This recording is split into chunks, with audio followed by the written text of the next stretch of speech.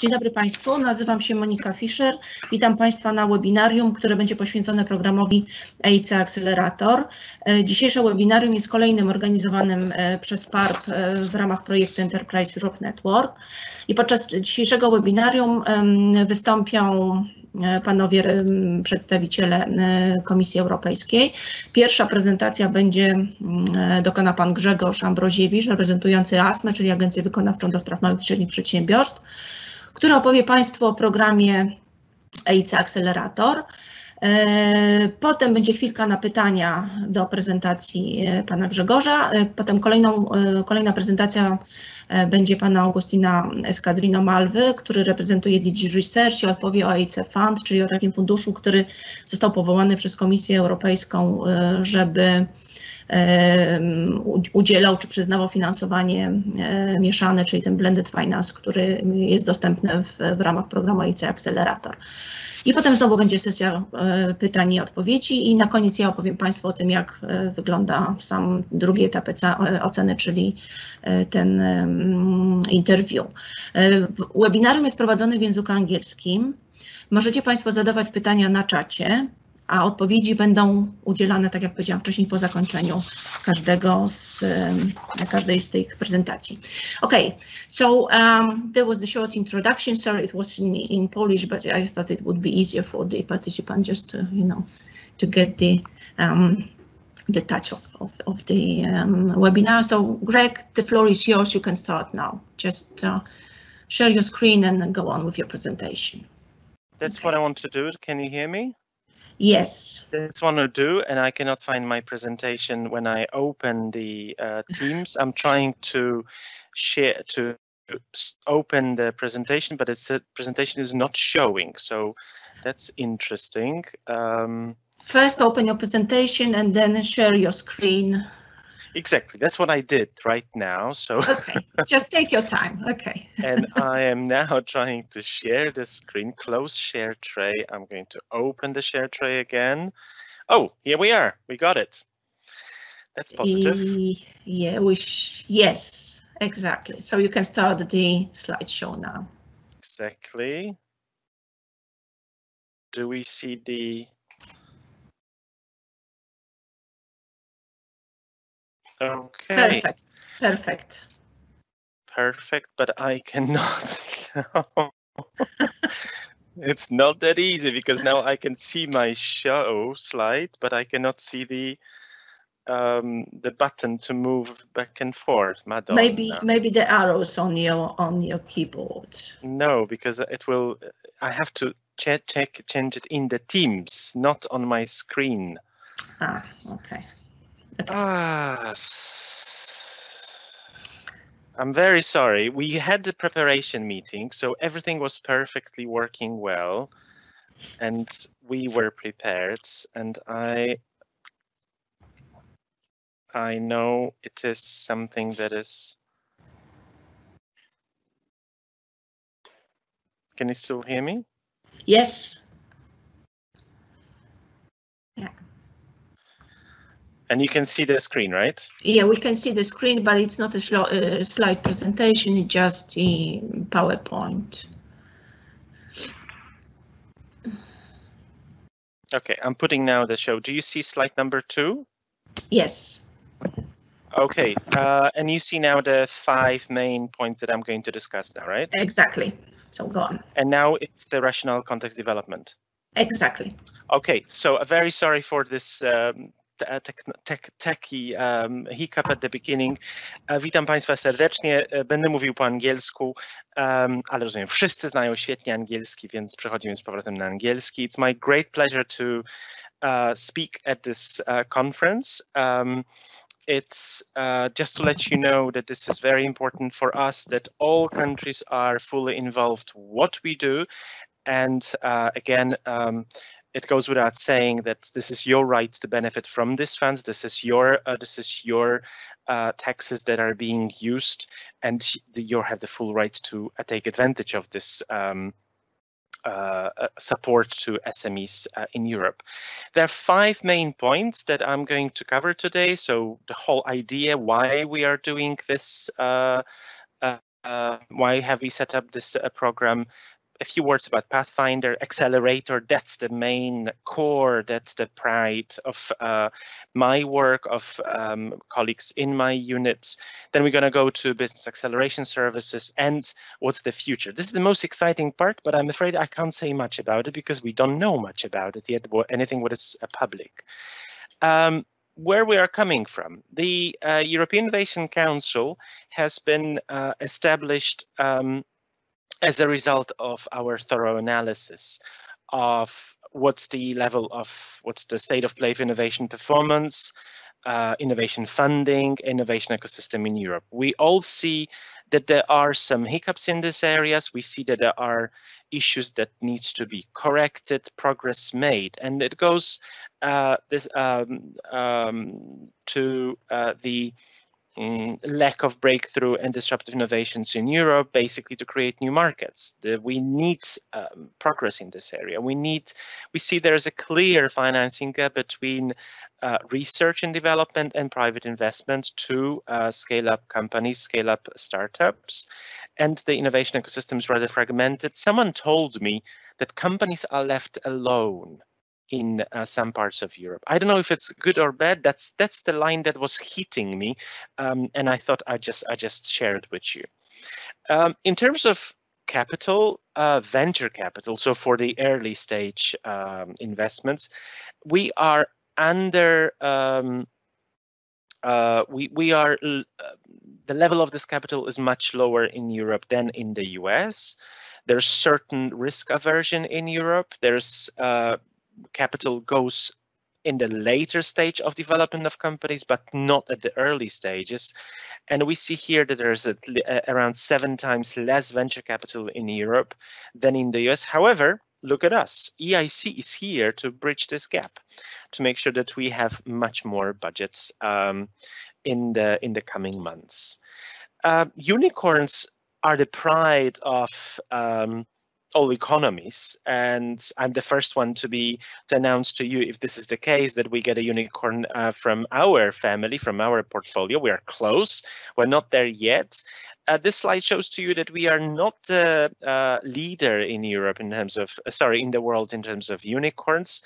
There are other countries that are in front of us. However, we have very good prospects in terms of change of trend, and EIC is behind this movement.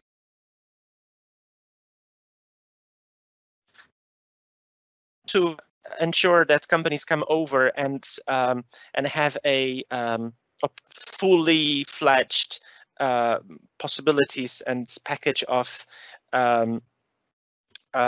funding from early stage of development of companies, ideas to commercializations. We're open to innovators. We are bottom up, we are agnostic, thematically agnostic, but only for the companies that have extremely high potential of development, and their ideas are of high potential, technologically very much developed. We are doing everything very fast. This is our mantra. That's how we function. And we are here to build ecosystem and communities.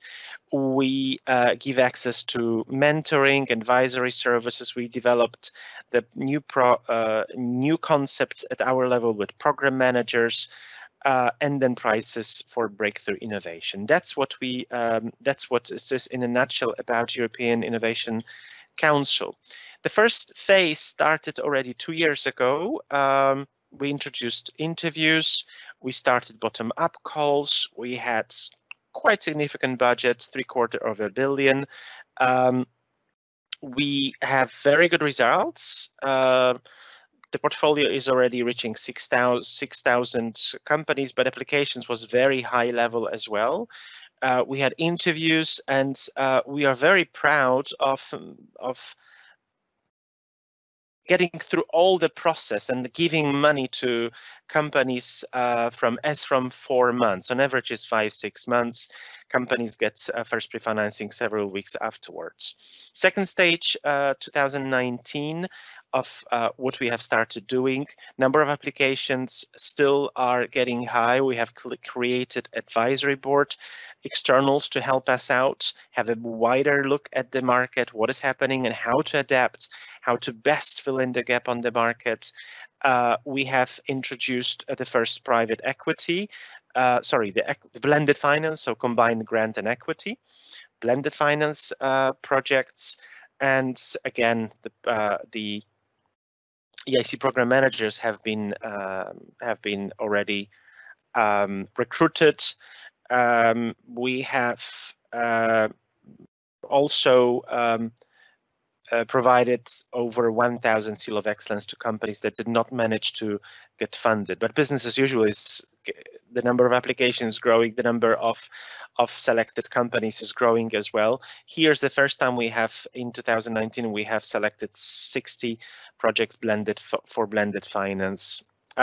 Today, in 2020, we have increased the budget, nearly 1.5 billion euros. We have created top-down calls. The Green Deal is one of them. We have also given some priority to women. So I'm sure you're aware of this, and we are very proud of it, that 25% of companies invited to interview were women. Out of these, even more, because I think it was around 34% of women innovators got funded. And I think, correct me if I'm wrong, there are 2 ladies from Poland, from Łódź and Wrocław, correct me if I'm wrong, are the last one, Polish startups Exactly. with female CEOs. Thank you so much, Monika. And I'm even more happy to see that our initiative to promote women, to support women, bore fruits in Poland. We started working with the EIC Kicks. We have also established the EIC Fund. Agustin is going to give you many more information that will be very useful to understand. This is the EIC Advisory Board. Let me have a look at this beautiful smiley faces. I start with Kinga Stanisławska. She's been already with the EIC Advisory Board for many years. And Jerzy Langer, our professor of Institute of Physics of Polish Academy of Science, has also joined us here. So these are the ones, the wisdom from private sector and academia, helping us out to develop our EIC new programs. Pathfinder. I'll be very short here because this is the wrong audience for this Pathfinder, for this part of the program. But I think what I'd like to explain to you, what is important, that our program is supporting the whole value chain, the whole innovation process of the idea that is being developed exactly at the Pathfinder level, where academia, researchers, laboratories apply to get funding from the very beginning, and then they get funded all the way to commercialization. But Pathfinder is the first step. Then we have transition activities. Then at the end there is Accelerator. So I'm going to be going directly to Accelerator, and this is what we do. We provide to you, innovative companies, innovators, with grants and equity or grants only, up to 17.5 million euros. This is the story today. We bridge the financing gap between the last stage innovation and the market take-up. Who can apply? Individual SMEs. So we want you to be fully autonomous. You can choose to have your third-party subcontractor, but you have to have a high-risk, high-growth potential of your technology, because we are here to change the trends on the market. We want to create new market, new breakthrough innovation markets.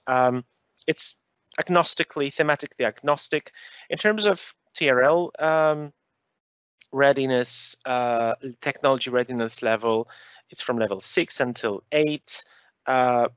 Grant is going from 500,000 to up to 2.5 million. 70% of each is being reimbursed by us. Remember, these are the kind of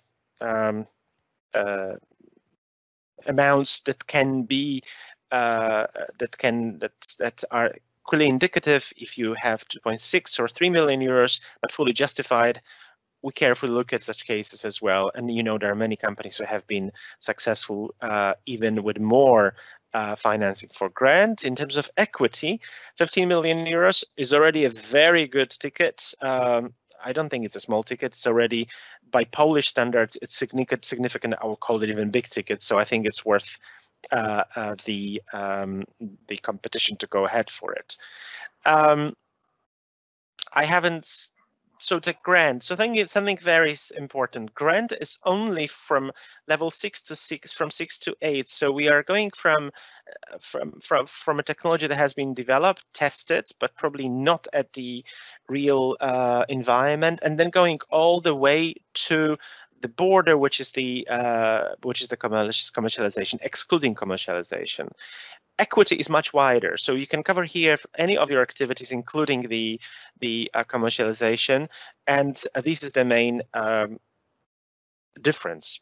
Make sure that you pay attention to this at the level when you draft your proposals. That's the applications are crystal clear about it, and our jury members pay specific particular attention to what is allowed, what is not allowed. Why equity is not, why grant is not going all the way to the market? These are state aid rules. We are not allowed to support commercialization. It's too close to the market. This is my favorite slide, showing to you very clearly how we function step by step. And I'm sure you have seen this slide already if you worked already a bit on an accelerator. It's business as usual, as in all research framework program evaluations. You submit a proposal, it's a remote evaluation. In our case, it's 4 experts, remote experts. There is a ranking. And then the ones who are very lucky get interviews. And then we very fast, within probably 2 months, we managed to, after interview, we managed to get the grant agreement, which in total is about 5, 6, 7 months. And then this is part for grant. If you go for the equity, if you want us to invest in your company, we're going to the next sections. At the very bottom, you see blended finance options, due diligence. There's different types of due diligences that are done at this level before we sign the investment agreement. Agustin will very well explain to you what these 2 parts of our work cover. We still have nearly 1 month to apply for the next cutoff, which is October, the old way of applying. Remember that we are working now on the new system, much more user-friendly. We will be helping out much more than now in next year. April is indicative cutoff. Hopefully it will be the case. We'll see, but we are committed and working now basically day and night to ensure that our new way of working with applicants as of January 1st is fully operational. The application has been changed. We keep, I see, having worked in EIC for 3 years, I see a constant evaluation of the evolution of the template that is going from standard a template for FP7H 2020. We're trying to speak all the time to our beneficiaries, to SMEs, and make sure we adapt it to the market needs, to make sure that we remove unnecessary language here. We ask also in the application already from the very beginning with a pitch deck to be used for you at the interview level. And if you're asking for blended finance, there's a nice Excel spreadsheet where you're asking for all the possible information about your company. At this stage, 2-step evaluation, just to recap: remote by 4 experts, face-to-face, usually by 6-7 experts coming from private sector. These are VCs, business angels, large corporates. These are really people who understand very well the private market. And then as an outcome, you either get a go, which is the good news, or there's no go, which is unfortunately coming with some comments based on which you can correct your application and resubmit. And then there is a decision change into blended finance, meaning that if in the application you agree that we will provide you with blended finance, even though you apply only for grant, the jury members will decide. If you apply for 3 million euros, we decide to give 1 million extra of blended equity. It all depends on the case. So this is the number 3 change into blended finance decision. This slide very clearly explained to you the whole procedure I have already explained. What I like to emphasize here, have a look at the top right corner, between 2,000 and 4,000 proposals per evaluation round. This was scary for us because we basically at one call we got 4,000 applications. I think it was 3,900, and believe me, this is a huge effort to pass all these applications through the whole evaluation process, and that would lead to the very bottom, grants and equity. And remember that budget for each call is limited. This is we call it a metro line, so we show to you step by step what is being done. I think it's good to have a look at this, seeing where at which time your proposal would be going through which processes and levels of evaluation until the new modelment agreement is signed. Evaluation is different from standards H2020 proposals because we look much more closer to the information about the market. So of course, here the change is that we are looking here at all the award criteria at 33% impact. We look at the change you can make with your project. What kind of new market can you create? Is going to be disruptive, breakthrough markets, innovation. Who are you going to target here? Meaning, what's your addressable market? Is there a space for you? At which price? Is there a space for you to scale up? Are you protecting your IPR? In terms of excellence, we have a look at how innovative your idea is. Is it beyond the state of the art?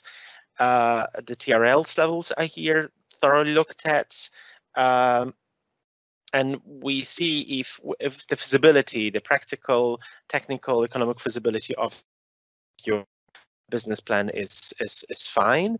The third part, efficiency of implementation. It's very important that we scrutinize the team.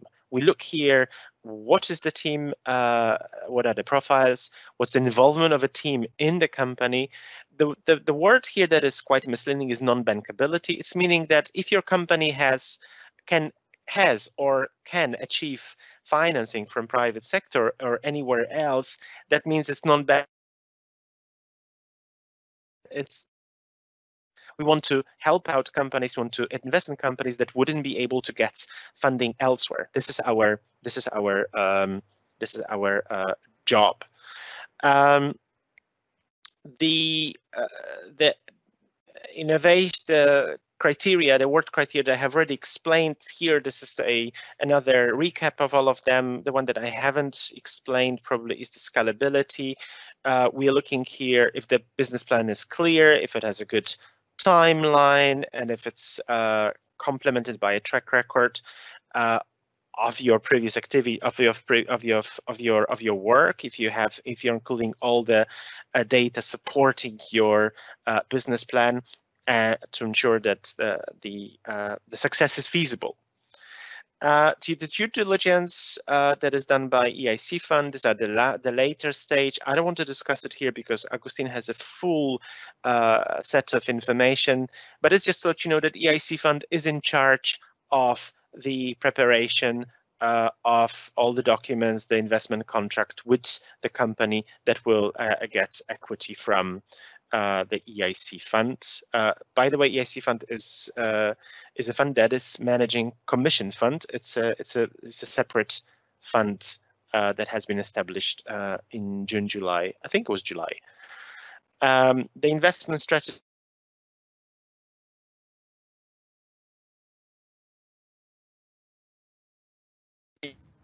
during the and afterwards. And this is all regarding the details about Accelerator, regarding our evaluation process, regarding the signature of the grant, and then going to equity with grant blended finance. Let's go ahead and show to you what we offer to companies that are already beneficiaries of the EIC. We call them Business Acceleration Services. This is the so-called bus, and I love this rocket that is going all the way up and to reach the stars. How do we do it? It's a very nice slide showing to you that we bring companies closer to potential partners, so let it be corporates, financial investors, or procurements. This is a pure novelty. We are talking to public sector, hospitals, ministries, saying to them, look, guys, I know you like working with big corporates that provide to you the full package. However, it's worth working with SMEs, our SMEs, innovative SMEs, who bring to you fantastic, brilliant new ideas, and they are very flexible. So we show all the benefits for them of working with our companies, and we promote them. We organize such meetings. We are organizing, I think, next week a meeting for our beneficiaries and the Belgian Post, BP Post. On top, you see coaching. Yes, we do coaching.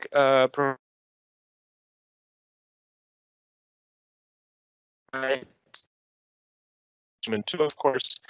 And on the left-hand side, you see the novelties. We are building a new program to invite beneficiaries coming with us to oversee trade fair, Singapore, Silicon Valley, Johannesburg, you name it, places that are of interest thematically are interesting to you.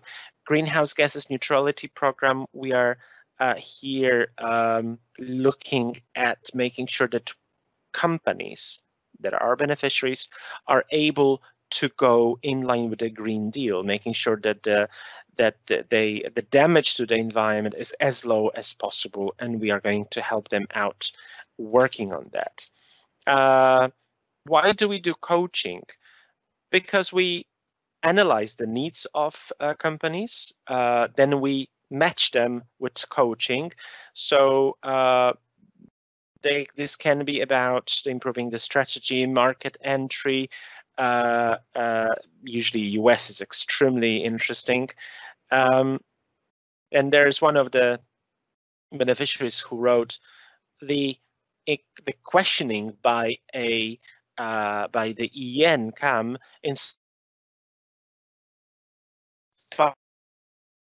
now engaging potential partners in his network. So it's another door opening to companies that we support.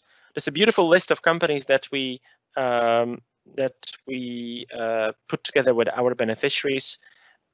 It's crystal clear that a small company is not able to speak to Airbus, Commerzbank, P&G, and ABB by itself, neither Electrolux. So we bring our beneficiaries to these large corporates where they are able to pitch their ideas and hopefully get good deals. And I know most of these cases are successful. You see here on the left-hand side that there are one-to-one meetings, but the surveys show that many of them are successful. Investors Day is the same for investors. We bring big CVCs big banks, investors with our to speak to our company, to our beneficiaries, to strike the deals. The procurement, as I said, is the novelty, and we are working now with many companies,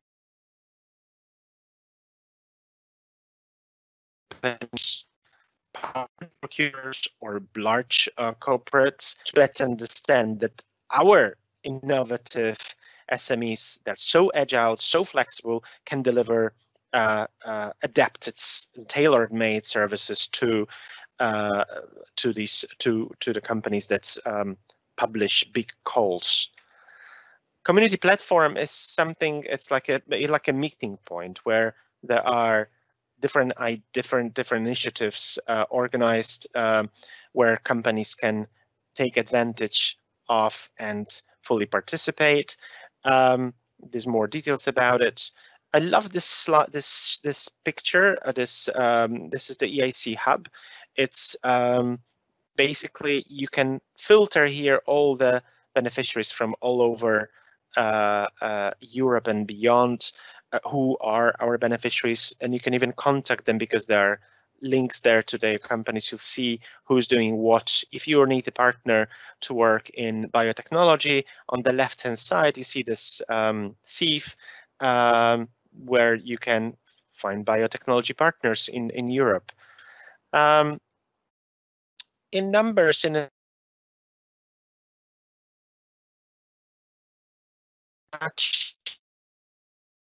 funding reaches $2 billion, success rate extremely small, but the companies who really get through the very thorough evaluation get very high chance of scaling up and reaching the markets, making sure that is their success, but also our success. Companies that apply their innovative ideas are in the area of health, energy, and ICT. These are that's where innovation lies today in Europe. Most of them, nearly half, have manufacturing as their business model, their revenue model. Companies that are successful, they manage to be invested a lot of money in as a follow-up to our investment. So it's 5.3 billion euros was invested from private sector as a follow-up to our investment. Companies where 17 of them managed to reach the to be floated on stock exchanges, usually in Stockholm.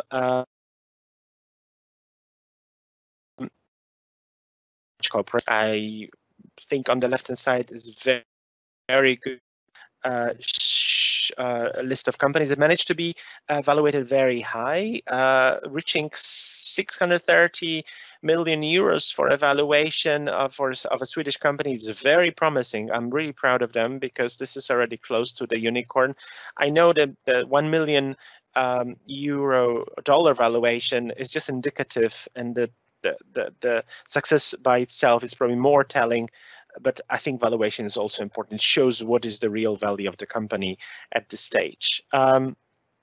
We spoke about the post EIC investment by private investors, and it's reached nearly 4 billion euros, but 2 billion in the last 12 months.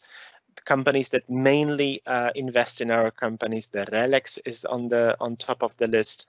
These are again further list of investors. Some success stories who managed to be first invested by us. This is number one Dutch company, 2.5 million euros, but then 127 million it was acquired by 127 million euros. So you see the valuation of this company exponentially went high. Another company from Denmark. Sorry, this is yes, it is Denmark. 2 million euros invested by us, but then 50 million invested by Silva Green Fuel, etc., etc. What's the outlook? I can't say much because I don't know any publicly available information, but we know that the Horizon Europe has been discussed already at the level of the whole MFF package that have received already the first opinion from the Council. The Parliament is scrutinizing the opinion of the Council. Yesterday, I read in a public sources that EIC's proposed budget will be slashed.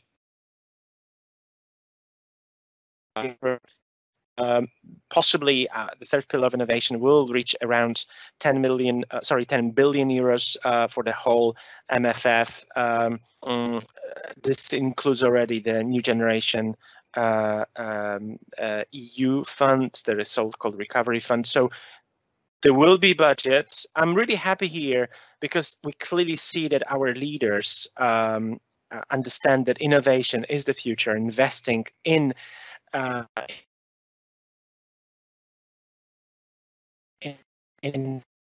my fingers crossed that the Parliament will fully support the Council proposal, and the EIC will indeed get around 10 billion euros with all these areas that are explained here, and are very, very promising in the next financial perspective, where we'll be able to provide much wider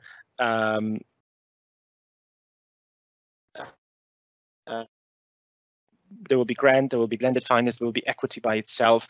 Everything is subject to confirmation, but it's as you can see, it's very promising. This is my pleasure to speak to you, probably a bit too long, but I think having showed to you what is the EIC, what's the rationale, what's the Pathfinder, what's Accelerator, how we help out in addition our companies to grow through business acceleration service, and giving a few insights about the future was quite useful. Thank you so much, and waiting for your questions. Okay, thank you very much, Greg. There are some questions already posted in the on the chat. I don't know whether you can see it or not, but maybe I can read it for you and then you will answer. There is one question which goes as this. As an early stage startup, our main worry for big ticket EU grants such as this one is that it may force the company to shift the focus away from building the business to grant bureaucracy. We believe that innovation needs to occur in parallel with business development. This is a common complaint with program like Szybka Ścieżka, the one that is available in Poland, that a company may burn through the grant money while not actually delivering a sustainable business. How has this issue been addressed in this program? Thank you for this question. It actually doesn't apply to us, I'm sorry, because our bureaucracy is actually adapted to the needs of small companies. So I understand the person who wrote this comment did not work with us in the past. Because what we did at the beginning of this financial framework, we sat down with companies, small SMEs, and we asked them, how is it? Because until now we worked with huge corporations, universities, and companies that can wait 2 months for a payment, and it's fine. No, this is not our case. When I get a payment in my inbox, I have 24 hours to sign it off. So after my analysis, it's being paid out. So and all our beneficiaries can vouch and confirm my piece of information that it's true. We managed to sign the grants within 5-6 months, which is not the case for other parts of Horizon 2020. We have adapted our procedures to respond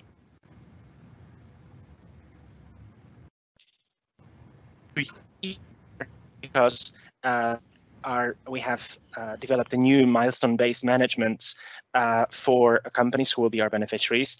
Every 6 months there will be review meetings without all the bureaucracy. It will be much lighter. So if you speak to current beneficiaries, you will see it's much lighter than other programs, and we are here to help you out. This is our line to take.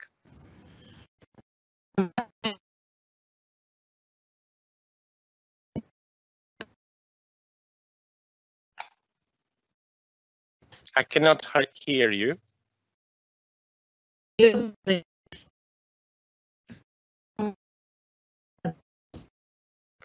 Monica, I'm proposing that I will switch off my camera, and then it will be, I think, easier to hear you.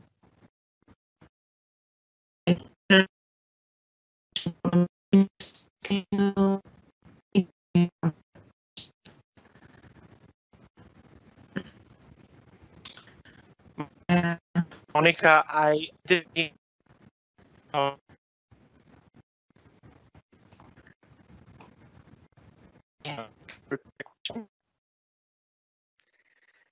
Greg, I think the problem is on Monica's side. It's not yours.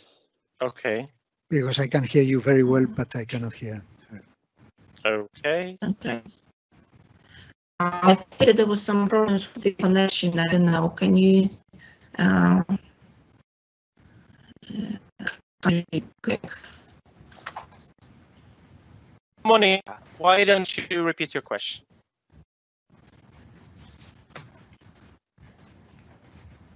Okay. Are you there? Yes, I'm here. Okay, so you know, I didn't hear there was some problem with connection. I'm sorry, but can you say it again? Sorry? Okay, I will next question. Yes. The question regarding the if they can apply the grants from, for example, Polish Agency Fund, and I answer the tier risk. Was one question: the time. How evaluation process? Monica, can you try to switch off your camera, because it looks like the problem is also on your side, because Agustin told me you can hear me very well. Yes, I can confirm it is on your side, Monica. If you could turn off the camera. Otherwise, what we could do is I start with my presentation, and then perhaps the problem is solved, and we can gather all the questions together. But could you first try perhaps to turn off your camera, and perhaps the voice will go on. Just hold on a second. Got some problems with the lab.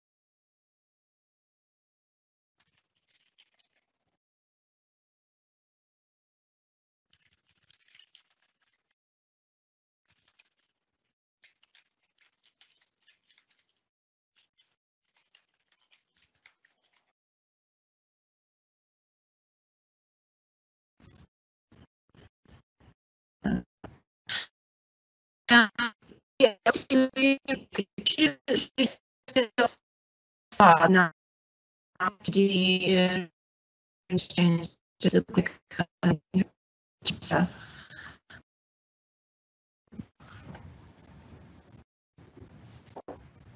Did you understand?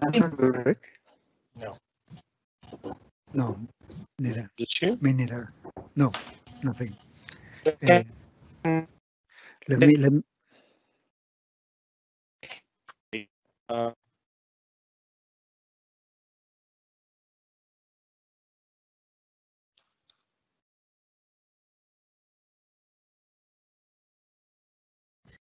Okay, it's all for now. Could you please share your screen and go on?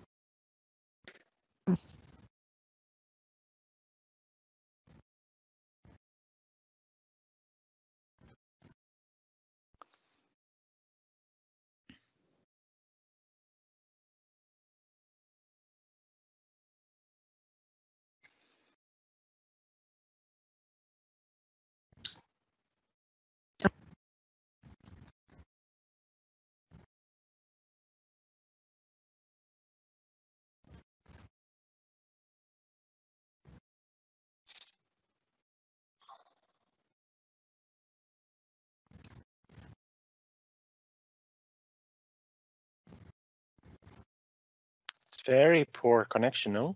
Yes. I'm sure mine is bad as well, but it's... No, but you, sorry, Monica? Please. It's fair. But I think her camera is off.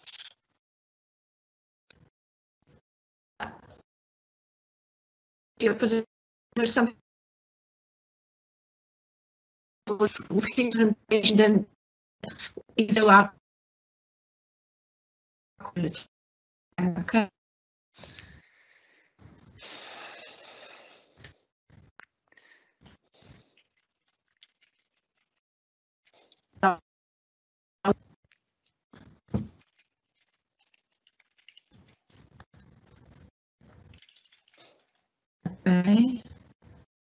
Okay, I think it's tough.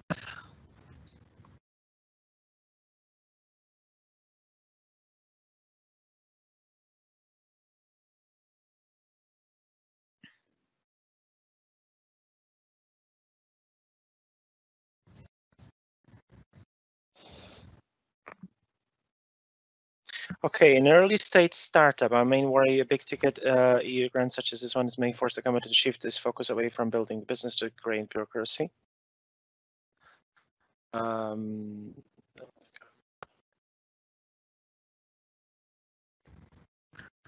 Okay, so the question is, what happens with a project when a company signs the grant agreement but rejects the equity agreement proposed by the EIC Fund? Okay, yes. What happens with a project when a company signs the... Let me take this one if it's okay for you. Agreement. Go ahead. Yes. I can do it as well. Go ahead. Okay. So my name is Agustín Escardino. I will make the formal introduction in a few minutes. But just to take up this question, the grant, whenever there's a grant combined with an equity investment, it comes not as two separate funding streams of support, so not two separate ways in which we are supporting a company project, but they come as part of a single financial instrument. So it's one thing which is composed of two components, a grant and an equity, but they go together. So one cannot have one without the other. It's not possible to have the grant without the equity. It's not possible to have the equity without the grant. The support is a blended finance, and it has a meaning. I mean, it has a rationale, a sense for doing that, because the grant component, as it has been very well explained by my colleague Greg, it is helping the company to undertake those final stages of technology development to have the product completely ready to hit the market. And then the equity component is primarily conceived to support when the product is already ready to hit the market, to support the entry into the market in a successful manner and the subsequent scale up of the company. So they go together. As Greg has mentioned, we consider as well in the next framework program under Horizon Europe the possibility to have equity only. So that means that the company can request only, can apply to receive support in the form of equity investment only. But at this stage, we have only two forms. It's either grant only, and it's possible a company requests only a grant because the company believes that has sufficient capital inside or the ability to have access to risk financing in order to scale up. So in that case, it doesn't need to ask for blended finance. But if the company is asking for a grant, but at the same time doesn't have the resources internally, or perhaps the ability to have the access to risk finance, in that case, it should go for blended finance, but it's both together. So it's not possible to reject. Now, another question I will explain afterwards is, what would be the reason why a company, which obviously needs that capital, because that's the judgment made by the jury, when it's in a sort of independent, neutral assessment, believes that the company, to successfully enter the market and scale up, needs more finance, and the company doesn't have that access. Why would a company which is being offered an equity investment, especially at this moment, which is extremely critical for companies to access capital? And it is done by the EIC Fund, which, as Greg has explained, provides patient capital in a founders-friendly objective. It would be strange, because usually a company, and that is the experience that we have seen so far, is they are extremely happy to have the opportunity to have an investment from the EIC Fund in the capital of the company, especially at this very difficult and critical economic time. Thank you. I hope that I've answered your question. Okay, thank you very much. I think this is all for now. So I think that the paper is also switch to Agustin and let him present what he's got for us today. Okay. I'm sorry, I cannot understand what the acoustic is very bad because of the connection. Are you inviting me to? Okay. One more question. What is the funding percentage in the blended funding option? I mean, do we still have to provide some kind of money import, or we just trade part of our company for the funding? Okay.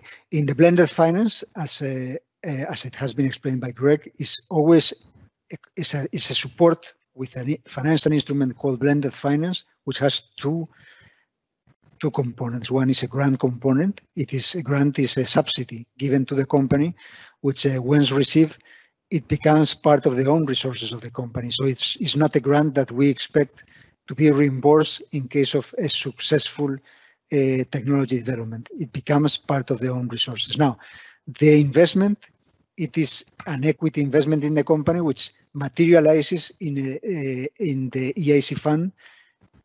Sorry, because you are sending me many questions, and now yes, okay, which materializes in the EIC Fund taking a capital stake, so a stake in the capital of the company. Now that may happen from the outset, or may happen after some time, and the first step may be that the EIC Fund provides that investment through a convertible note, which means that it is an investment in the company, but rather than taking part in the capital of the company at that stage, that conversion will be done at a subsequent stage when some sort of event that we define jointly with the company is achieved, and usually is the next round of capital increase. So we don't value the company at this stage. We provide the investment though, but then at the next financing round, when there are qualified investors entering into the company, in that moment is when that convertible note that we have delivered is converted, usually with a market discount, which is always with a market discount, and depending on the maturity of the convertible, etc. This I can elaborate later. I hope I have answered that question. Let me go to the next one. So the funding percentage in the blended fund, I mean, if the question is what is the percentage that is going to be taken in the case there's a real entry into the capital through the conversion of stocks, either preferred or common, etc. It depends on the case, of course. The objective of the EIC Fund, as I will explain, is not to take control in the companies, majority control. In general, is going to be between 10 and perhaps 20, 25, but it may change depending on each case. So it's not possible. But the objective is not to take the control of the company. They are not the ones who know the business and the ones who are going to make this company successful. Is there a possibility to schedule a one-to-one meeting to examine if our potential application is feasible? Now, this is something that I believe, correct me if I'm wrong, Greg, and I will give you the floor, that it is more the NCPs or the support teams that we have in each member state who should be better prepared for that. Obviously, any question regarding the content of the call, or let's say the rules of the game regarding the EIC can be asked to the European Commission. But whether a potential application is feasible, it is more the NCPs who can help. Would you agree with that, Greg? Totally. So NCPs, EN, this is our front line of help in member states. We organize such meetings as today to help out, and this is our role. But NCPs and EN are taking the role, as Augustine said. Thanks. Thank you very much. So I go to the next one. In how long term is it best to plan to use a mixed finance to blended finance? What range of years to define in the forecast? In how long term is it best to plan to use a mixed finance? If I understand well the question, again, the spirit of the EIC Accelerator in terms of grant only and blended finance, the kind of companies and the objectives these companies are pursuing, it is not different.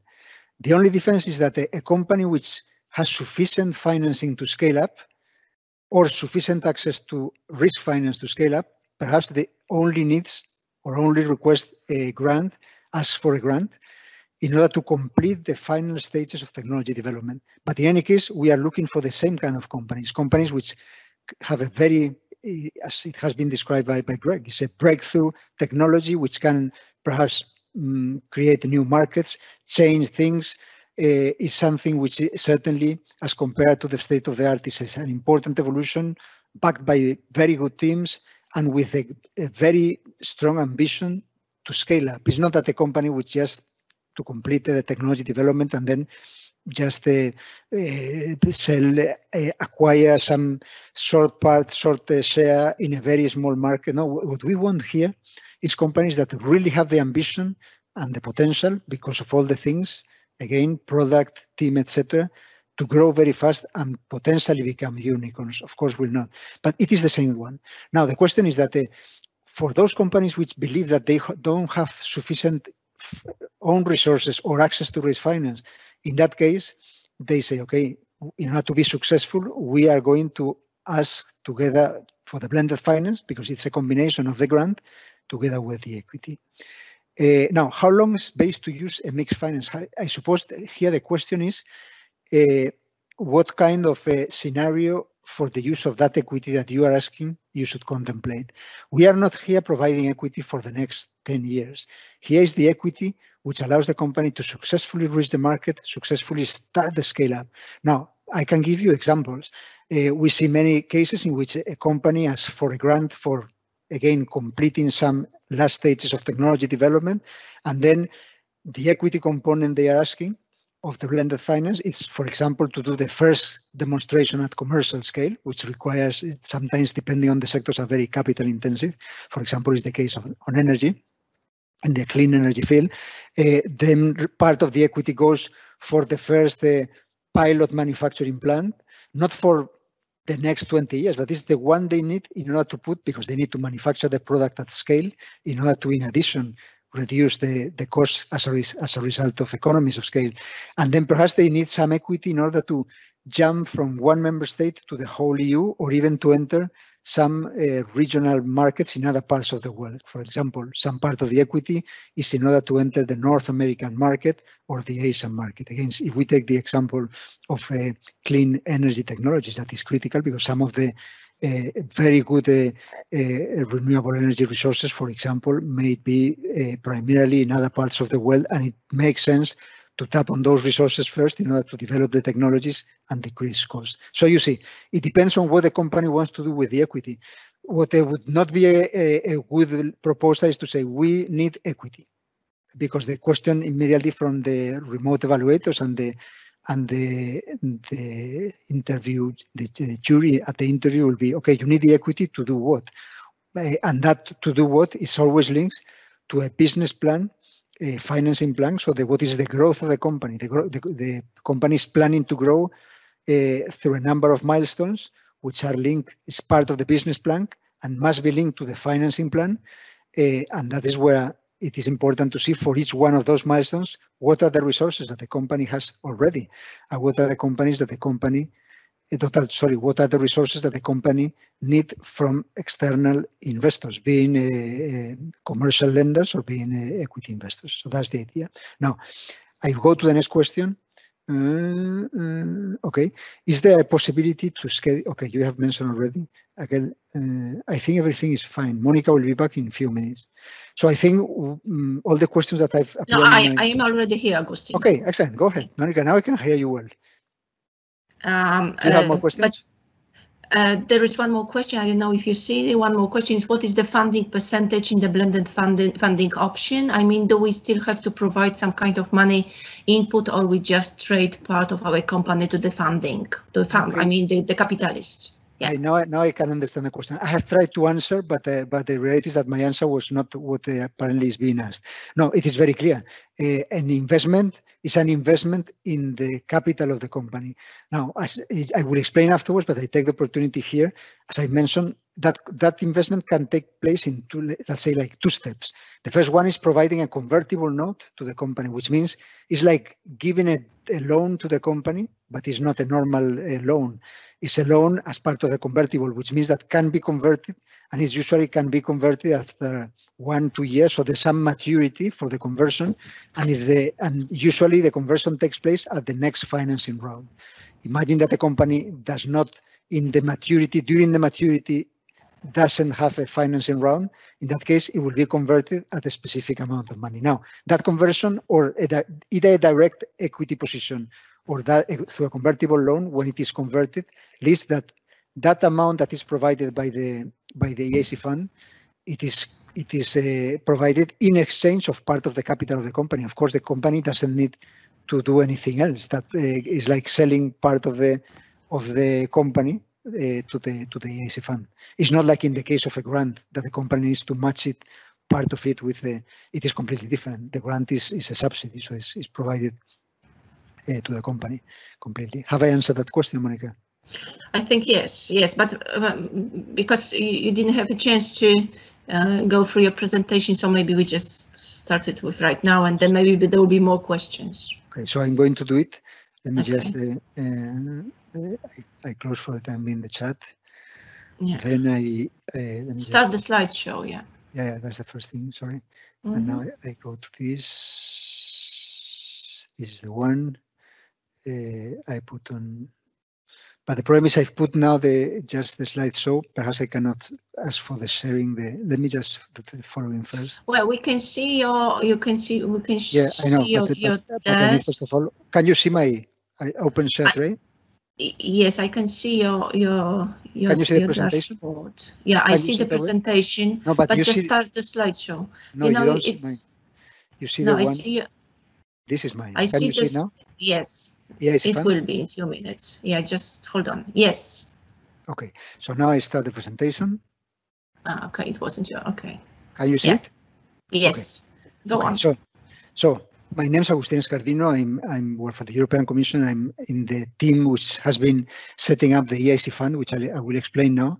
The EIC Fund is an investment fund which has been set up by the European Commission to manage and undertake the investment component of the blended finance of the EIC Accelerator, as has been explained by Greg. So in the team, which is at this moment has set up and is starting to manage the EIC Fund, I'm heading operations and secretary of the investment committee. I will explain you afterwards the governance in the EIC Fund, so you will understand. So let's go for the first slide. Now, the EIC Fund, as I've explained, so this is the very first time that the European Commission actually undertakes direct investment in companies. When I say direct, the company has, the European Commission in the past has provided equity support to companies in the past, but never in a direct manner. So not by the European Commission, but always through the European innovation, the EIC Fund,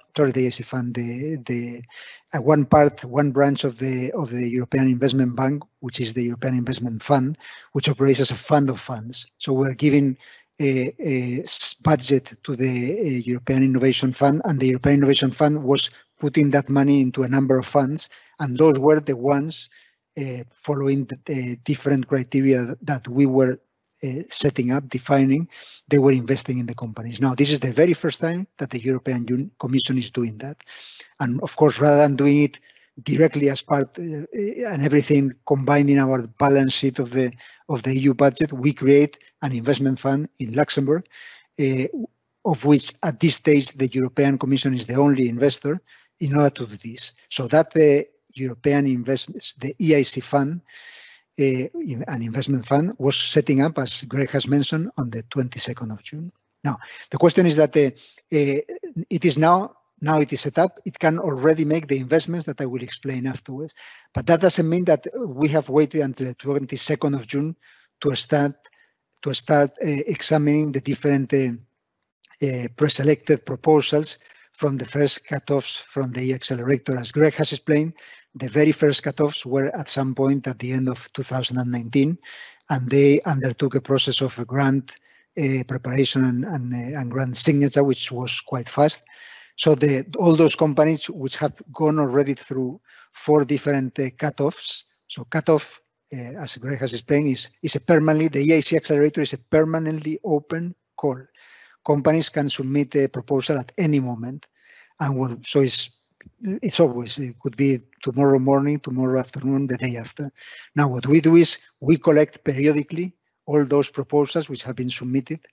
We examine them, and through the process that has been explained by Greg, first of all, a remote evaluation, then an interview. So I will elaborate a bit more on that afterwards. And then those which have been selected, they are examined. So the reality is that we have had already 4 cutoffs already. So there are many companies which have been pre-selected, and in terms of blended finance, there are 140 companies which have already been pre-selected.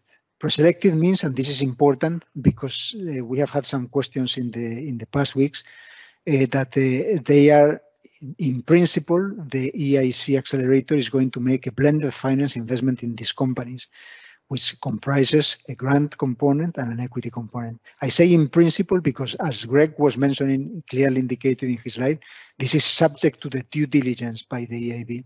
Now, it may be that as a result of the due diligence, for a number of reasons, very different. I mean, certainly in those cases which are easier is because there was some issues of fraud, misrepresentation, or very important problems of the company. It is possible that in the end, the equity investment doesn't take place. That is important to know. So it's not the fact that the company is pre-selected doesn't automatically means that it has a right to receive the grant or the equity investment, but it is a very strong signal in most of the cases, unless something really unexpected and certainly linked always to the eligibility happens, that the company will receive it. So here in this slide, as you see, incorporated on 22nd of June, first time the European Commission invests directly by equity in companies. So for us, it's a very first time. And as we will explain, it has been very successful, and we have increased the budget considerably. Now, we will invest, as you can see, the third bullet point, between 500,000 and 15 million in the equity component. As Greg has mentioned, the maximum grant component can be 2.5 million. So if one combines the maximum equity component and the maximum grant component, the maximum support at this stage of the EIC pilot, accelerator pilot, could be 17.5 million. Less than 500,000 doesn't really make sense because of all the work, all the cost of the financing structuring and the legal agreements to do an investment. For those that amount of equity investment, it is much better to work only on the grant component, and there may be other instruments from the European Commission that can support better a company which has that little say financing need in terms of additional support to be able to reach successfully the market and scale up. It is very competitive. That is something that I think Greg has explained, to help the most innovative startups and SMEs rapidly scale up and enter markets. That's the important thing again. It's the ambition that I've explained before, that it is the companies that are going to be selected is not simply because they have a good product or a good technology which can become a good product. They need to have a very good business plan and which can be supported. I mean, as Greg has explained, we have business acceleration services to further improve their plans, but a clear ambition to scale up and become large companies and enter new markets. and provide the transformations that will provide benefit to the society. The budget is already very big at this stage of the pilot. I'm saying pilot because when the EIC Accelerator or the EIC in general was conceived, let's say the stage during the Horizon 2020, which is the current framework program under the current budget, was considered as a pilot. But the pilot has been very successful. That's why the way in which we present is that certainly there's an EIC and an EIC fund, by all means, in the next budget. Of course, the things that need to be fine-tuned is the budget, as Greg was explaining, which goes to the whole innovation pillar and certainly to the EIC fund. But the pilot has been very successful. So the budget that we have for equity investment already in the pilot was initially only 150 million, but it has increased to 600 million simply because there was such a strong demand from the market, which is now only confirmed in the current context and can only be even higher, the demand in the current economic context resulting from the health crisis first, and then the impact of that. Sorry, and then what has been explained by Greg, but I only mentioned here, but you will understand it better. Now, being the very first time that we do this, the European Commission, and being the fact that at this stage we are operating under a pilot, of course, it was not a matter for us to build a whole-scale organization to undertake all the different steps required to make an investment. So based upon the very good cooperation that we have had in the past with the EIB, European Investment Bank, in a number of instruments, so for us it was the natural partner to help us in the implementation of the EIC Fund. So we have made an agreement with the European Investment Bank in which they have been appointed as the investment advisor of the EIC Fund. So the EIB is not making decisions on investment. The EIB is making the due diligence and providing recommendations on such investments, and the EIC Fund governance is the one taking the decisions in the way I'm going to explain you afterwards. The EIB group, which has created a special unit within the bank to help us in this regard, will also be in charge of monitoring the investments afterwards together with us. So we'll be in close coordination. But it is a way in which we can start immediately with a very strong and solid support and knowledge of the EIB behind. Now, if I can go to the next slide, because that is the question, perhaps that that was perhaps behind one of the questions that was before. Can a company decide to reject an equity investment? Whenever an equity investment is submitted, is because during the evaluation it has been judged by the jury that the company doesn't have the own resources to scale up successfully, so reach the market and scale up, and considering the stage of the company and the risk associated with the technology, which is breakthrough, could be even market creating, it will not have an easy access to the financing, to risk finance, either from commercial lenders or from investors. So that's the reason why it was decided to provide an equity investment. Now, I fully understand, because I've been an entrepreneur myself in the past. If someone tells me, okay, in that case, you will need to give an equity stake to something called the EIC Fund, my first question would be, okay, but who is this EIC Fund? What are the conditions under which this investment is going to take place? So what is the investment strategy in the end of the EIC Fund? So the EIC Fund, is what is here written in red, is the most important thing that I would like you to retain from this presentation. The primary driver of the EIC Fund is impact investment, so to have an impact rather than a return on the investment. Now, may I ask you, Monica, can you hear me? Because I've received a signal saying that the network is of poor quality. No, I can hear you. I can hear you clearly. Excellent. So otherwise, just send me a message and I will just turn off the camera to be able, because the most important thing is certainly not. But if you turn off the camera, there will be any slides, because you shared the screen. Exactly. Yeah. Good point. Yeah. So, but perhaps you could help me on that. But okay. So I keep it with everything. Just let me know if there's any problem. Okay. So impact investment. Important thing is that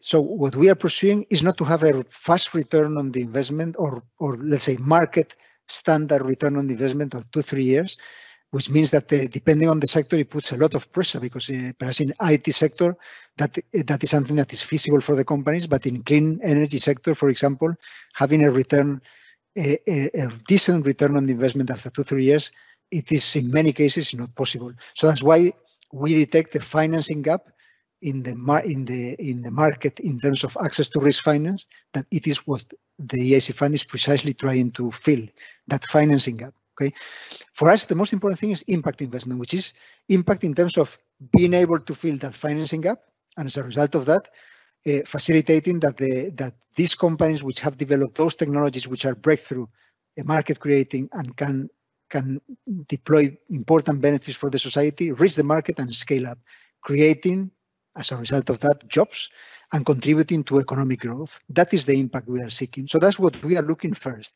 Of course, that doesn't mean that the return on investment is not important for us, because we know that we are entering because there's a financing gap. And there's a financing gap because there's the perception of risk by investors of these technologies and these companies is still too high. Now, the question is, we know very well that of the many investments we are going to make, many companies will just be flat for many years. So perhaps they will not achieve the growth that they ambition and they have the potential to achieve. Others may, unfortunately, especially in the current uncertain circumstances, fail. So that means that many investments will actually either will not provide any return or will provide return in a very long period of time. So that means that whenever we are actually investing in companies that are very successful, and they could be very successful and very fast, of course we are interested in the return, because that return is going to make possible to cover for the losses and allow for and perhaps even to obtain an additional return, which will allow us to support more companies in the future and to ensure the sustainability of the investment vehicle. So again, primary driver is not impact investment. Sorry, a primary driver is not return on the investment, it is impact investment, but of course return on investment is important. Second one, we provide patient capital with a long average perspective on the return on the investment, as compared to some more, let's say, the average market standard, which could be between 2, 3, 4 years. Our average perspective for the return is between 7 and 10 years, and it could be longer depending on the sector and the specific company. It is impossible to say in general. It's very much depending on each case, but the objective is clearly to provide patient capital. That is, again, extremely important in sectors like clean energy technology as part of the Green Deal, which is one of the primary strategic priorities for the European Union, as you know. Third one is founders friendly. What we intend is, again, not to take over the company, not take the control of the company, not to interfere in the management of the company. We are not the ones who know the sector, who know the new technology, and who are going to make this company and this technology successful. It is the companies which apply to that. So our idea is to take sufficient stake, because we are using taxpayers' money, to provide all the support that we can to the company, even afterwards, as Greg has explained, with the business acceleration services, but that empower the founders and the management to do the job that they can do, and that's the reason why they have been selected.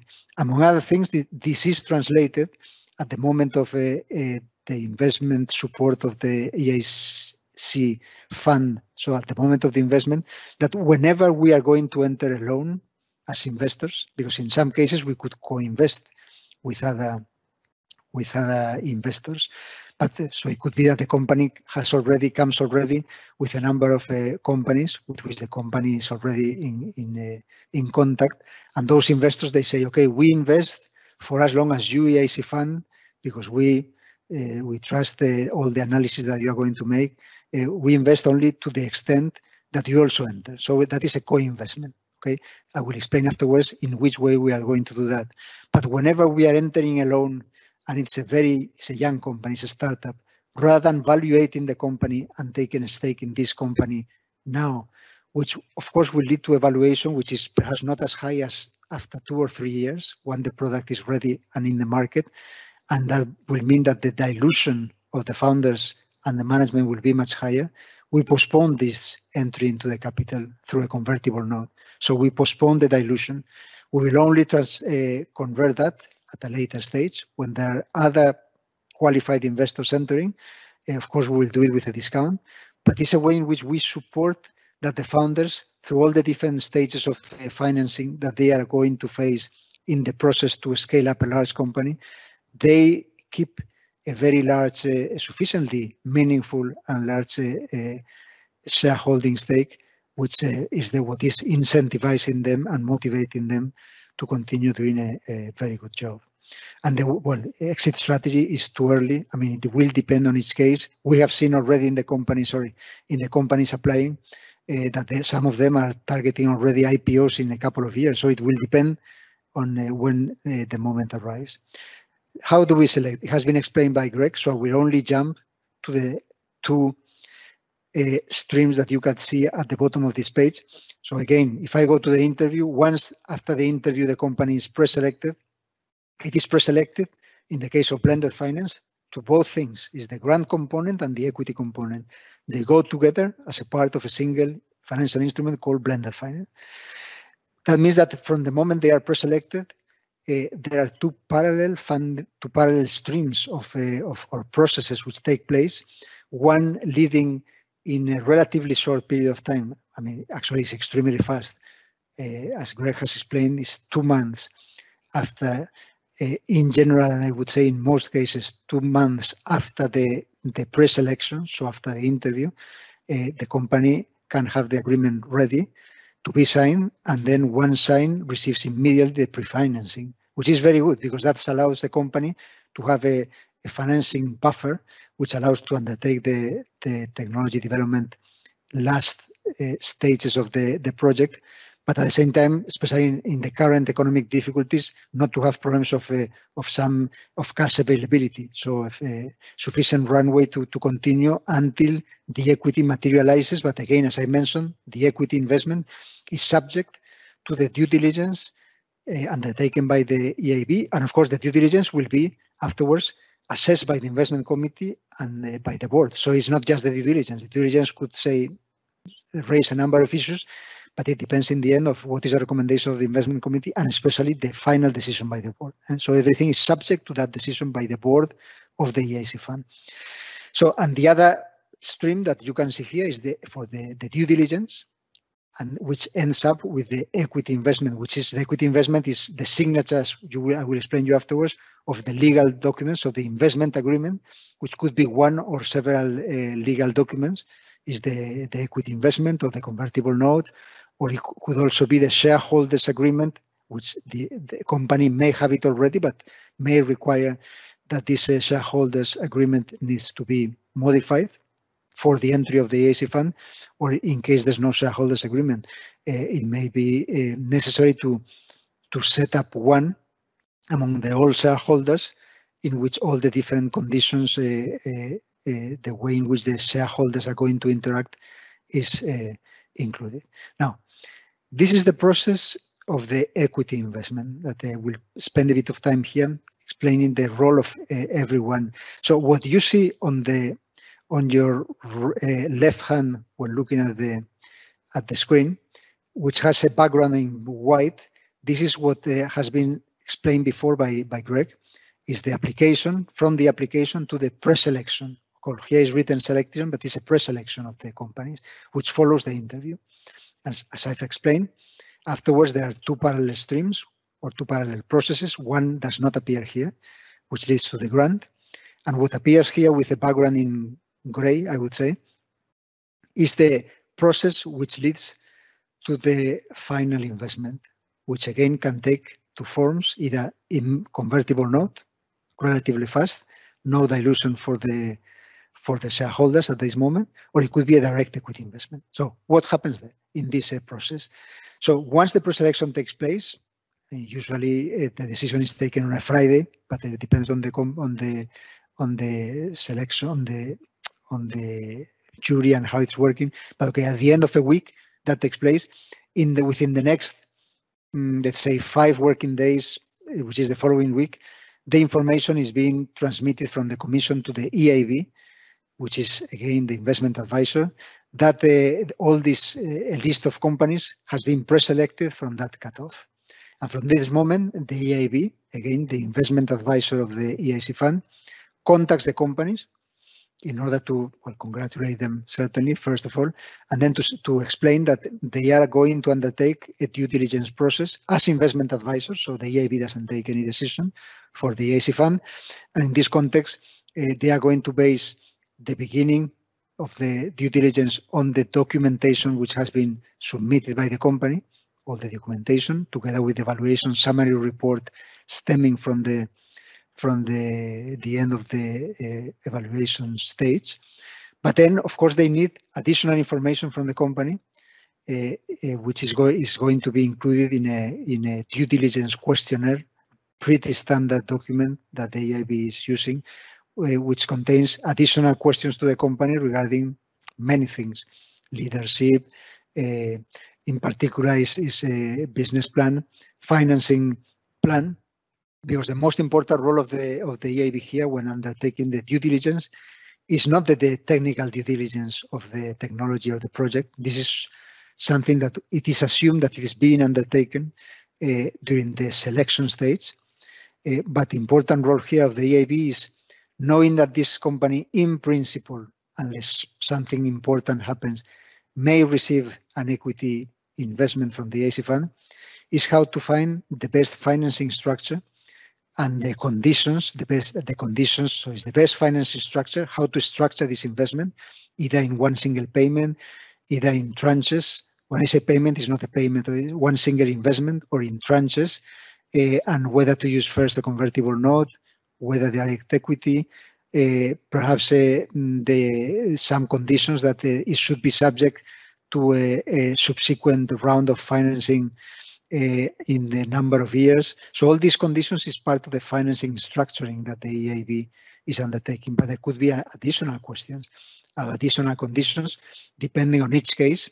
Some more general, like for example, the presence in the board as observers or board members, depending on the percentage actually of equity that the company is taking, but on other conditions as well, that it is necessary to protect the investment by the EIC Fund, that it is determined that the EIC Fund should have a board presence in the, but it could be also other conditions linked to, for example, that some sort of veto rights regarding some commercial contracts in case of some dual use technologies, to other issues. I mean, it depends on each company, and it's impossible to anticipate all the different cases.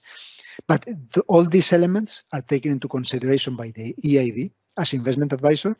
And then after a process in which, of course, the EIB is in contact with the company, it says, listen, we believe that this is the best way. What do you think? The company may say, okay, but we prefer this and that. Of course, the EIB, it's not that the EIB is going to follow always. This is a sort of conversation, matching, negotiation in the end, depending on the conditions in which the EIB is there to, with all the same spirit of founders friendly and patient capital, but the EIB has a very important role to protect the potential investment of the EIC Fund. So it needs to ensure that whatever is being submitted to the EIC Fund protects the interests of the Commission, from reputational risk to the risk in terms of the finance input there. Now, all this is put into what we call an investment recommendation, which is a number of documents. It's a body, it's a main document together with a term sheet, which is the main elements of that I've been describing, and together with something that we call the Know Your Customer check, something which is undertaken by one of our advisors, when I say one of our service providers of the EIC Fund, which consists in examining carefully who are the shareholders of the company in which the EIC Fund may invest, and in some cases, when the shareholders are companies, to investigate who is the ultimate beneficial owner of those companies which are in the shareholder in the company. Of course, the explanation for this is very simple. The EIC Fund, being owned by the European Commission, cannot afford entering into a company in which it is detected at a later stage that some of the companies or ultimate beneficial owners, for example, are affected by sanctions, international sanctions, or are in some sort of lists regarding money laundering, or so this is something which is examined and very carefully. Of course, in most cases, the companies are just comes with natural persons, which facilitates the process, but there have been already cases in which we need to dig up and go to the various layers of the shareholding of a company in order to see who are the ultimate beneficial owners of those companies to ensure and protect the reputational stand of the European Commission. So that's important. Now, this investment recommendation, as I've been described, prepared by the European Investment Bank, it is transmitted to the EIC Fund, and the EIC Fund submits, first of all, to the investment committee for confirmation of that recommendation, or the investment committee may say, well, we don't agree with that recommendation. So far, it has not been the case. The EIB has done a very good job, and of course, it's very much. But it could also add some elements, saying, okay, this is very good, but we think that to protect better the interests of the EIC Fund, or for this reason, or perhaps to support more the company, we think it's better to even increase the amount of equity, of course, if the company agrees on that, or do this or do that. It depends on each case. But the investment committee may provide some additional elements which lead to a more solid, actually, investment recommendation. Now, who are the investment committee members?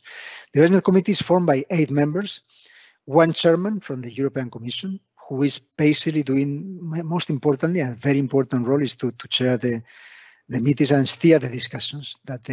And then there are 7 independent members who are have a very reputable experience and background in terms of investment as part of many investment funds, but a very long experience, and they from different sectors. So they have in many cases the experience they have with their own funds cover a wide several sectors, not only one. But in any case, they have been selected based upon their competence and their knowledge, and of course, based upon the independence regarding any of the recommendations which is being put in forward. This is something which is very carefully assessed, that there are no conflict of interest in any of the debates and discussions which take place within the investment committee. The investment committee takes decision on whether to confirm or not the recommendations from the European Investment Bank, or to add some elements. So far, it has always taken decisions by unanimity. So there's a discussion. It could, in case there are some difference of opinions within the investment committee, it is foreseen that the possibility to vote and to take decisions by majority. But all the discussions take place always with the intention to reach a unanimous position, whether to support, whether to reject.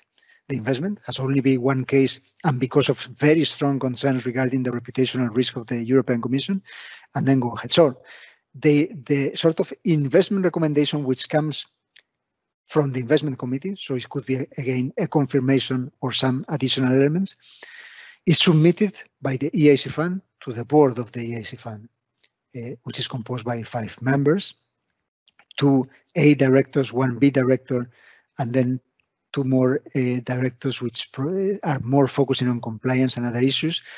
The 2 A directors are from the European Commission, but they are there as independent directors. And then 1 B director who has a very strong experience is one of the most experienced, let's say, venture capital investors in Europe. And the board examines what has been submitted originally by the EIB, then what is the assessment made by the investment committee, and then takes a decision. Of course, in those cases where it's very clear alignment between the EIB as investment advisor and the investment committee, is most normally the board is going to follow on the recommendation. What I've seen is that the board is doing very important, is focusing in a very important manner on the financing structuring, of course, always having in mind the objective of being successful with the company, but also to protect the interests of the Commission, and especially on the issue of the reputational risk of the Commission. This is something, of course, of the Union, something which is very carefully examined by the board. So these are the steps and the governance of the EIC Fund. Well, what is the current portfolio? I've already explained it. It's 140 140 projects pre-selected. Of them, we have already examined within the investment committee around 10. Part of them have already examined by the board. So what we expect, because once they are approved by the board, and that has not mentioned, but I take the opportunity to do it. Once they are approved by the board, we start a period of time, which still is unclear to us because we haven't done it yet, but it will be about 1 month. In some cases, it could be much faster, depending on the work of the lawyers, in which all the legal documents are prepared, and then the investment agreements are being signed, both by the EIC Fund body, which is the board, and by each company, and will lead to the investment which has been decided either through a convertible note or through a direct equity position into the company in one or other way. Don't pay too much attention to the figures here because they are not totally updated in terms of the total investment, because I don't think it takes into consideration the last cutoff. But in any case, this is what it is.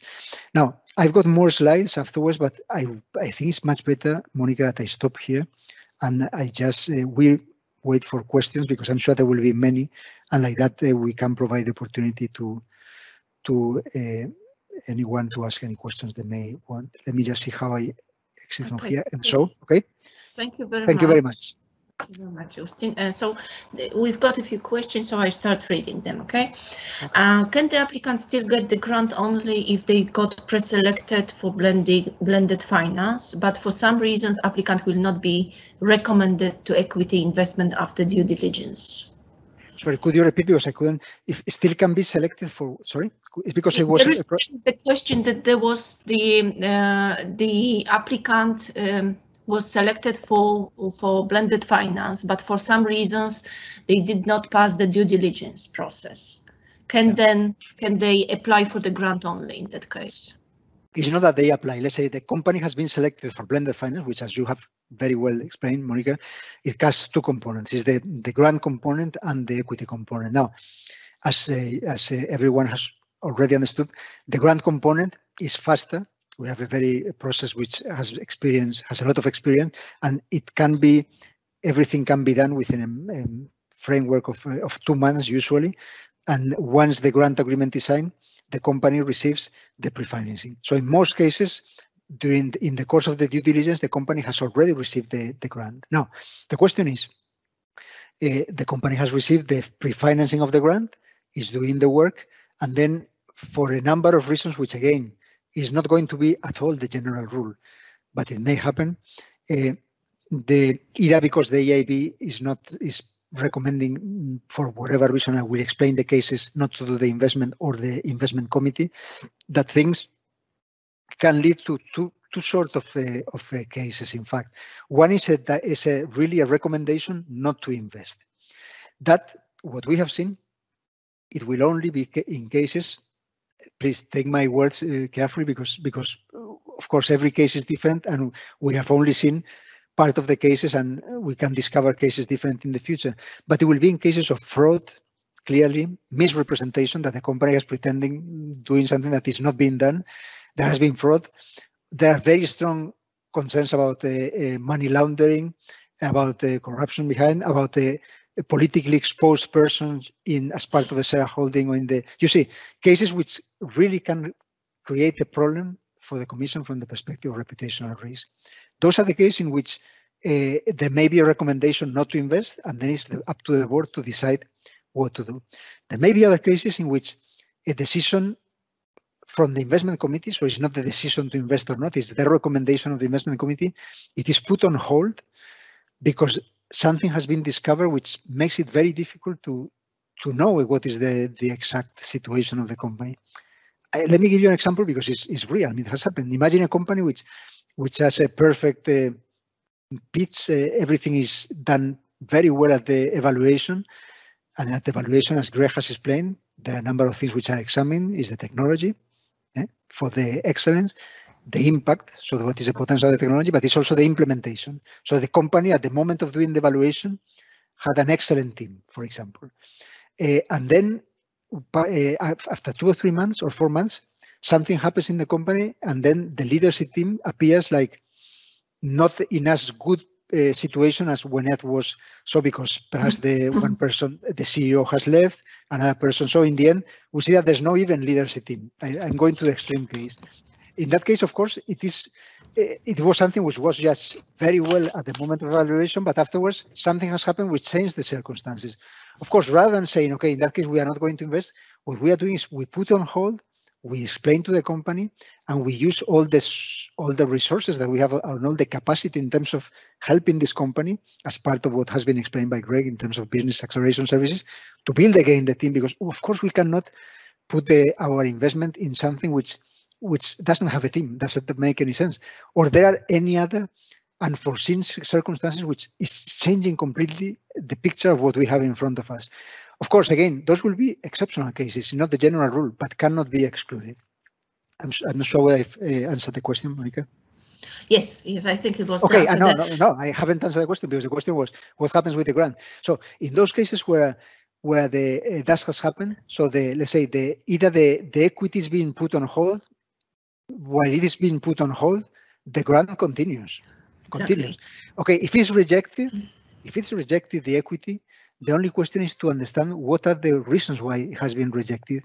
Whenever there has been fraud or misrepresentation, certainly this is something which affects the grant as well. And it's possible that the grant is being deserved. But this is usual with any grant, not only on the blended finance, that the European Commission can request the reimbursement of that grant. So we have to see what are the circumstances. If there's no fraud, there's nothing wrong with the company, but it's some concern that we may have. In that case, we may not affect, certainly will not affect the pre-financing done, and may not even affect the subsequent part of the grant. But that we have to see. Each case is different. Now I think I've answered the question. Go ahead. Yeah. So the main issue is that you look at each case separately and very closely before you make your decision. So it's difficult to just generalize. I don't know whether this question was answered. It's about the percentage of funding in blended funding option. Depends on the amount of the equity investment. Depends on the company. And it depends on whether we enter with a convertible note, or if it's convertible note, there's no percentage taken in the company yet. When it's converted, there will be, or we enter in directly. Again, here the important thing is to say that we are not aiming at taking majority positions in the companies, or to control those companies, or to interfere in the management. It's just to be able to support the company, provide value added, and of course protect the interests of the investment made by the EIC fund. In general, what we see will be between 10, perhaps 20%, but there will be cases in which it's lower, and there will be cases in which it's higher. So this is a sort of indicative range, the one which is mentioned in the frequently asked questions document. Please go ahead. Hello, Monica.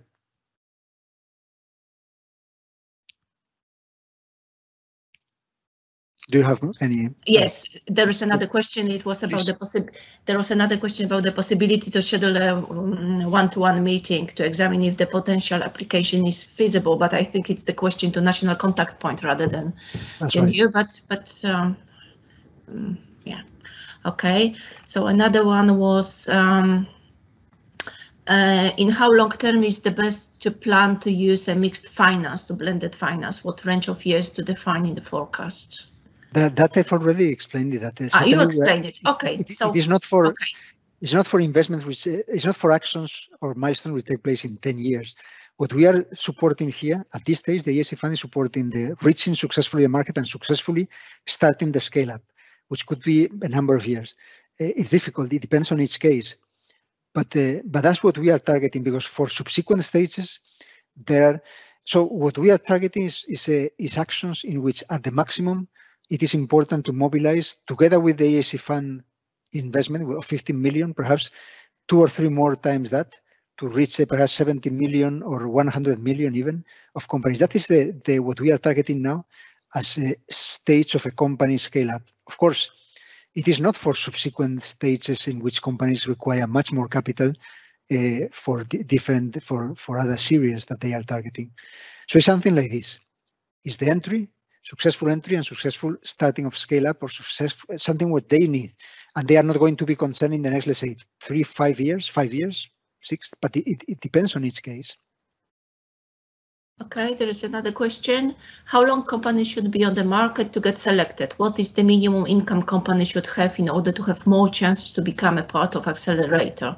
Or there is nothing like that, I mean, any kind of company can get an investments? It means that do you need to have a record, you know? No, that is a very good question, actually, because I mean, that's part of the bankability. Certainly a company which doesn't have any income yet because they have developed a product, they still need to fine-tune something in order to be able to reach the market, and then all the scale up. That company may not have any source of revenue, rather besides all the own resources the company has, the grants the company may have received from perhaps from a member state, from Poland or from the EU.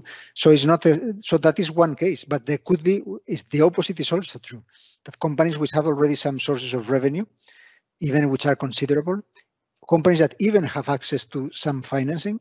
The important thing, as Greg was explaining, is in terms for the bankability, is that with all the resources the company has and all the sources of income, let's say the revenue stream, combined with the access to the finance, it is not sufficient. The word important here is sufficient to undertake successfully the market entry and then the successful scale up. So it may be that the company needs to say whatever 10 million, and there's already 1, 2 investors which have said that we are interested to put in 2 million each, so 4 million. And at the same time, the company has revenues already, but those revenues are sufficient to continue working. Perhaps they can accumulate some cash, but not sufficient to cover all those 10 million the company is needing at that moment. So that company is not bankable because with the access, so the private sector alone, combined with their own resources, cannot really provide all the financing they need. So it's not sufficient. Is the term sufficient that provides that, but could have revenues or not revenues. That is something which it will have to be examined independently. Companies with revenues can apply, and companies without revenues, by all means, because they are. But of course, it's important that the company makes a good financing, a good business plan, and good financing plan to say, okay, from which moment we expect to have revenues, and that is linked to the equity they are asking for or they are requesting, and how they are putting that into the financing plan, in order to be able to have sufficient cash availability for a number of years until they start really scaling up production and having very large, very fast growth in terms of revenue stream. Okay, another one is, what's the priority area? Which company the most often getting finance comparing to others? Let's say again, the spirit of the EIC Fund, the EIC Accelerator, is bottom up. So any company in any sector can apply. Any company, of course, which is eligible, which is in that TRL stage that has been described, all the different eligibility. But it is not sector specific. So in any sector. Now, what you could ask is in which sectors we have seen that the companies are more, but not because some sectors are more supported than others. It's perhaps because there are more applications in health, for example, than in another one, or in clean energy than in others. But again, what we do to organize the different juries that in the end pre-select is we take a number of applications per sector or per themes, and then they are examined. But it's not that they have separate budgets or clean energy competes with health against health or whatever. No, this is completely bottom up, unless we define that there's some specific cutoff only for one area, as we did for the Green Deal. So in that case, the cutoff of the month of April, if I am not mistaken. No, May. It was May. It was May. It was only for Green Deal related technologies and companies working in that area. So it was a budget which was completely ring-fenced for that area. But for the rest, it is completely open. Okay, it doesn't seem that there is no more questions. So I think that we can complete your presentation.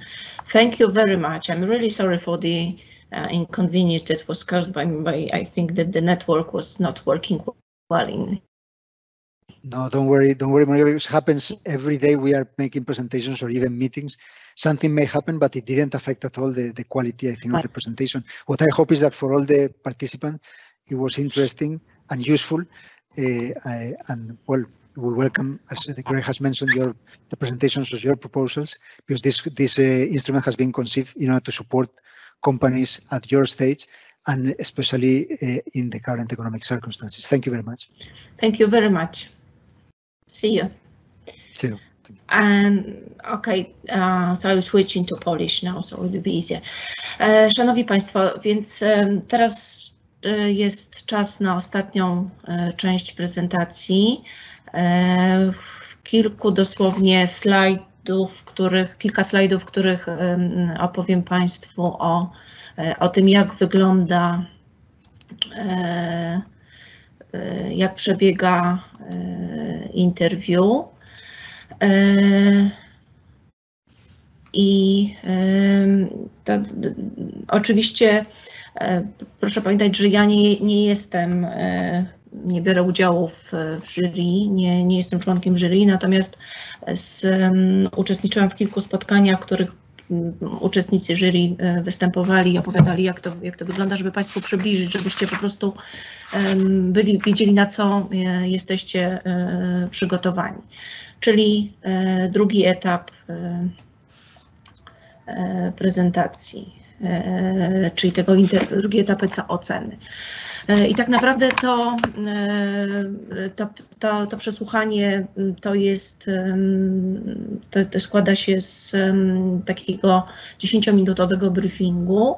Potem jest 40 minut samego interview, czyli Państwo wtedy prezentujecie siebie, macie 10 minut na pitching. Proszę pamiętać, że pitch deck, czyli taka prezentacja z Państwa slajdami, to jest aneks 5 do wniosku, który trzeba założyć przy aplikowaniu, i 30-minutowa sesja pytań i odpowiedzi. Członkowie jury zadają pytania, Państwo odpowiadają, i 25-minutowa dyskusja i potem ocena końcowa. Kto zasiada w jury? W jury zwykle siedzi 5 do 7 ekspertów, reprezentują różne środowiska, przedsiębiorców, inwestorów czy instytucje otoczenia biznesu. Jest to dosyć zróżnicowane i pod względem płci, i pod względem doświadczenia, natomiast wszyscy posiadają wysokie kompetencje w zakresie komercjalizacji i skalowania innowacyjnych przedsięwzięć.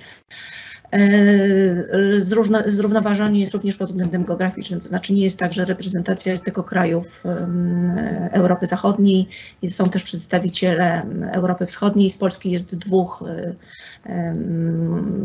znaczy jest jeden pan, który uczestniczy w jury, czyli też jest Polska reprezentowana. Natomiast jeszcze jeżeli chodzi również o nazwiska członków, to te informacje są publiczne na stronie EASMy, są opublikowane na stronie EASMy, przy czym nie zachęcam, znaczy właściwie chciałabym zniechęcić Państwa do kontaktu z nimi, dlatego że oni mają zakaz kontaktowania się z potencjalnymi beneficjentami. W związku z tym, nawet jeżeli Państwo do nich wyślecie mail z zapytaniem czy ze swoim wnioskiem, z prośbą o konsultację, to i tak nie dostaniecie odpowiedzi. W związku z tym po prostu szkoda zachodu. Jak przebiega sam ten pitching? I ocena tego pitchingu odbywa się dokładnie tak, jak jest struktura wniosku, czyli oceniane są 3 elementy: implementation, impact i excellence. Implementation to tak naprawdę jest ocena całego zespołu, to znaczy motywację tego zespołu, jego potencjał do tego, żeby ten projekt zrealizować i żeby przygotować i wprowadzić innowacyjny pomysł, czy ten produkt już w tym momencie na rynek. I to jest dosyć istotne, to znaczy uczestnicząc w tym przesłuchaniu czy w tym interview, mogą być maksymalnie 3 osoby. I jeżeli 3 osoby zostaną wybrane, to każda z tych osób musi coś powiedzieć. To znaczy musicie Państwo sobie przyćwiczyć i podzielić rolę i wiedzieć, co chcecie w tym czasie powiedzieć. I w tym momencie w prezentacji implementation będzie przez jury oceniana Państwa motywacja, Państwa determinacja do tego, żeby ten projekt, ten innowacyjny pomysł wprowadzić na rynek. Drugi etap to jest impact i tak naprawdę to jest, tutaj mówimy o strategii komercjalizacji tak naprawdę danego produktu czy danego pomysłu. Tutaj będzie oceniany biznes model, który Państwo prezentujecie, tę strategię komercjalizacji, czyli strategię wejścia na rynek, czy ona jest, w jakiś sposób jest napisana, czy jest gotowa, czy jest przemyślana. Również te aspekty dotyczące finansowania, planowania finansów przyszłości i przewidywania, jakie mogą być potrzeby finansowe tego produktu w przyszłości w momencie, kiedy wejdzie na rynek.